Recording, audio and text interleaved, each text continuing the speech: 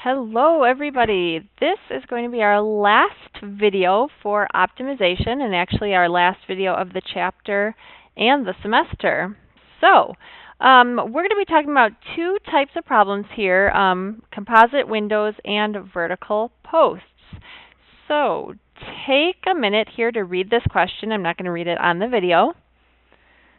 And then we'll kind of sketch out what we're looking at here.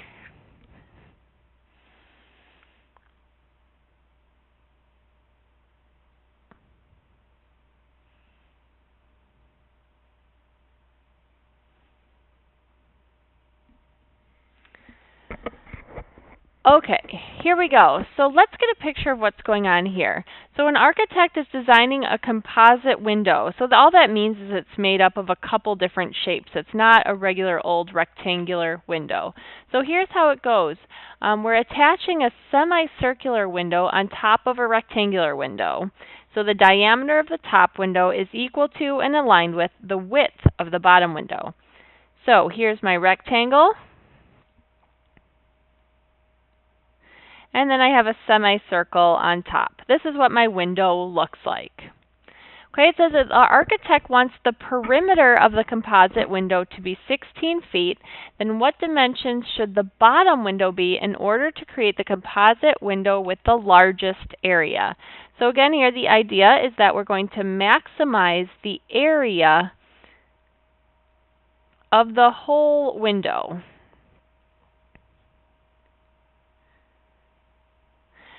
So we need to decide on some variables. Okay, so we're going to decide on some variables. So I'm going to start out here. Since I'm dealing with a circle and I'm going to be dealing with likely area and circumference, I know radius is going to be important. So I'm going to call kind of the radii of this semicircle, I'm going to call them x. So now I know the width of this window is going to be 2x. This is going to be y. And now, since I'm dealing with the perimeter of the whole window, right, the perimeter of the whole window is going to be composed of what I'm outlining in pink. So there's my perimeter. So I've got this bottom part covered by my 2x, and then I'm going to have 2 of these y's. I need to know what this is. Right? So I know that perimeter is going to be, really what it is the circumference. So the circumference of my circle is 2 pi r, but since I only have half of it, my circumference is going to be pi r, and my radius is x, so that circumference is pi x. So the distance around this top part of my window is going to be pi x. So now I know the perimeter of my whole window is this 2x, plus I'm going to have 2 y's, plus my pi x.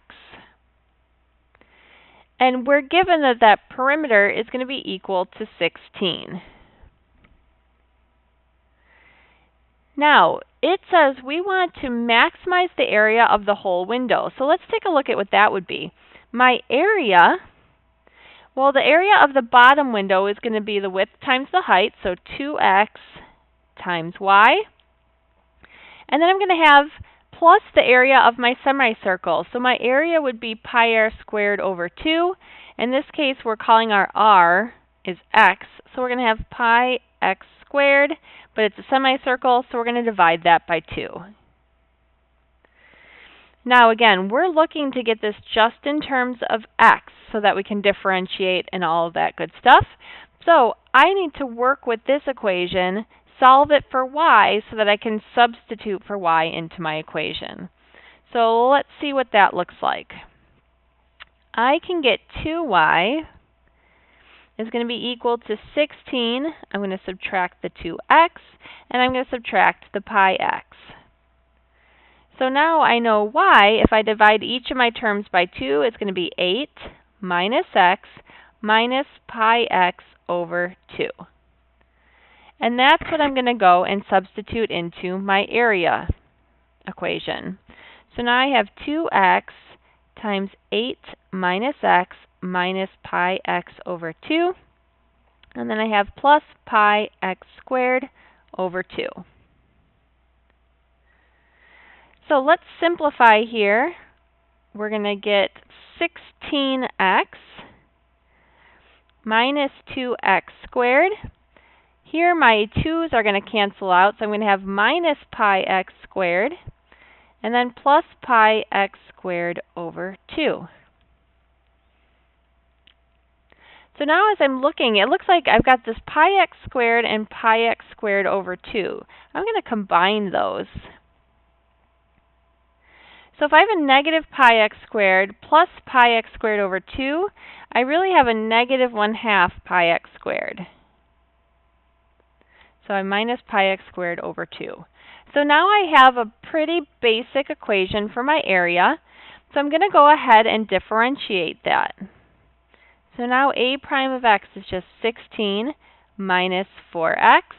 And then I'm going to get here a minus pi x. And that's going to be equal to 0. So now our job is just to solve for x.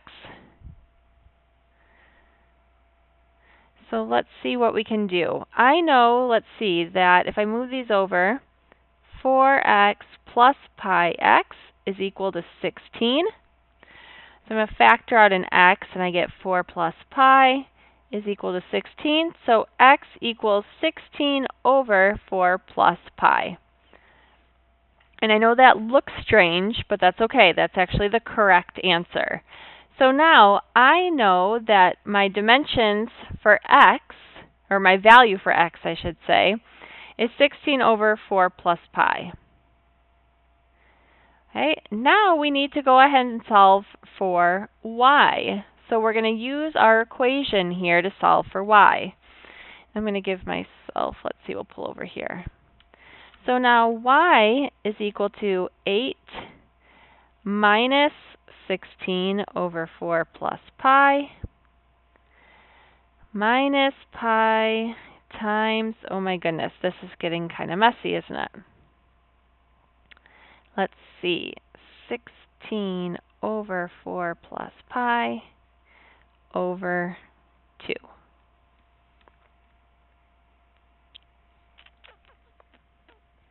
All right, so let's keep plugging away at this and see what we can do.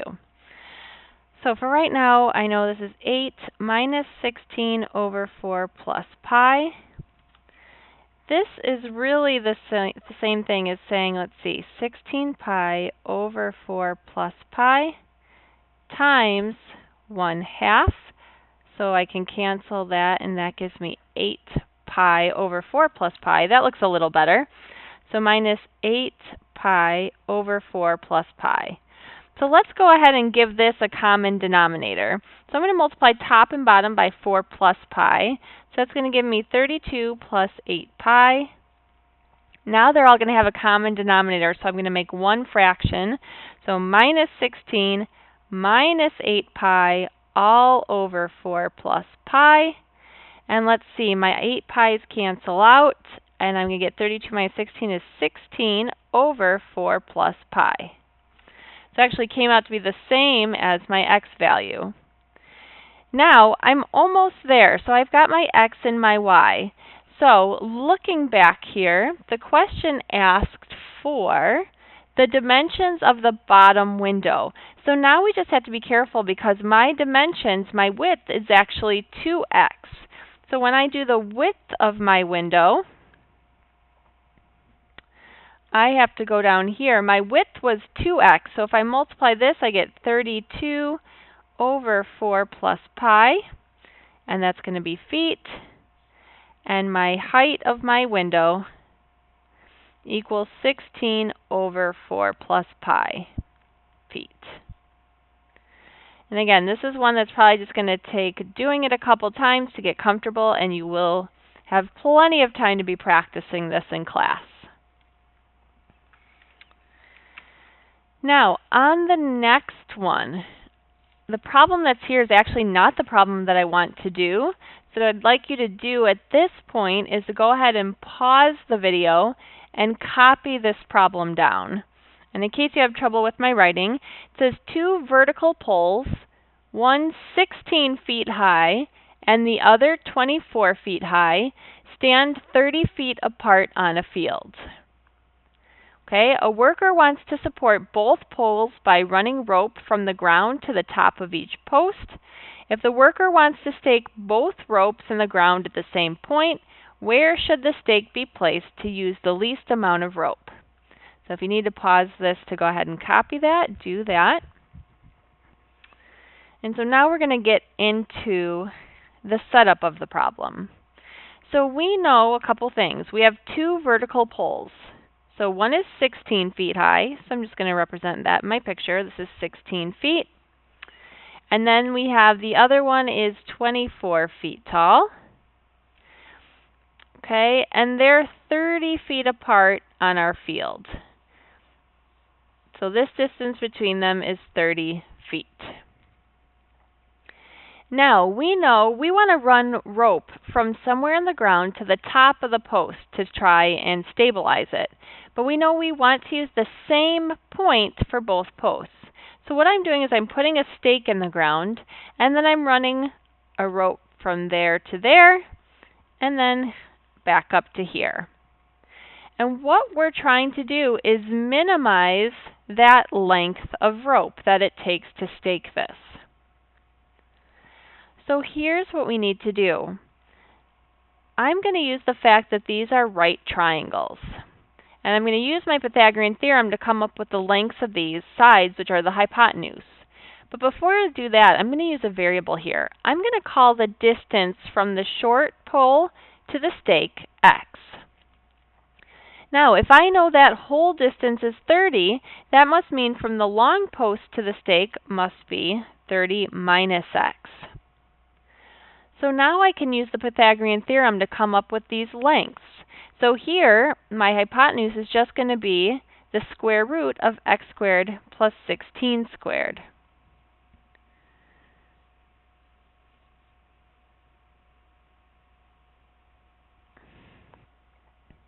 Now over here, the expression is going to be a little more complicated, but it's the same thing. I have a squared plus b squared is c squared. So c is just the square root of my one side, 30 minus x, quantity squared, plus 24 squared. So now the amount of rope, right, I'm just going to call that, let's say, r. The amount of rope is just the sum of these two lengths. So x squared plus 16 squared plus my other expression, square root of 30 minus x, quantity squared, plus 24 squared. So that's my expression that I am going to differentiate. Now I'm going to do a little simplifying first. Not much I can do here, but I know x squared 16 squared is 256. And then over here, let's see, I get 30 squared is going to be 900. I'll have minus 60x plus x squared, and then plus 24 squared gives me 576.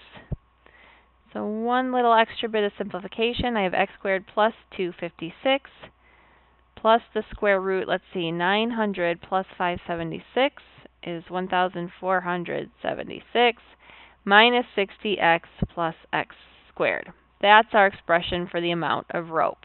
So now to minimize it, we're going to take the derivative. So I have square roots. I have 1/2 times x squared plus 256 to the negative 1/2. And again, I have my chain rule, so I have to multiply by 2x, which is the derivative of my inside. And now I have 1/2 times all of this to the negative 1/2 times the derivative of the inside. So I have a negative 60 plus 2x. So if I simplify this a little bit, 1/2 times 2 is just 1. So I have x over the square root of x squared plus 256.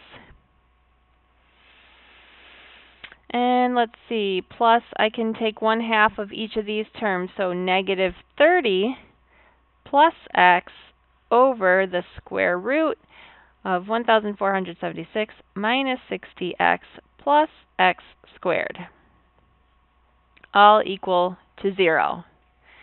Now, we could absolutely do this by hand. We could solve this, but in this case, for these types of problems, I'm going to let you use your calculator to find that 0. So we're going to use our calculator. So we're going to very carefully plug this into our calculator and the y equals. So I have x divided by the square root. Goodness. Okay. Plus, I'm going to have my numerator in parentheses. And we're dividing by this square root.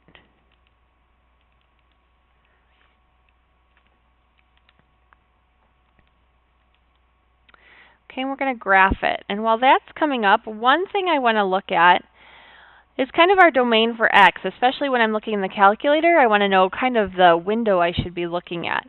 So x, we know, has to be somewhere between 0 and 30.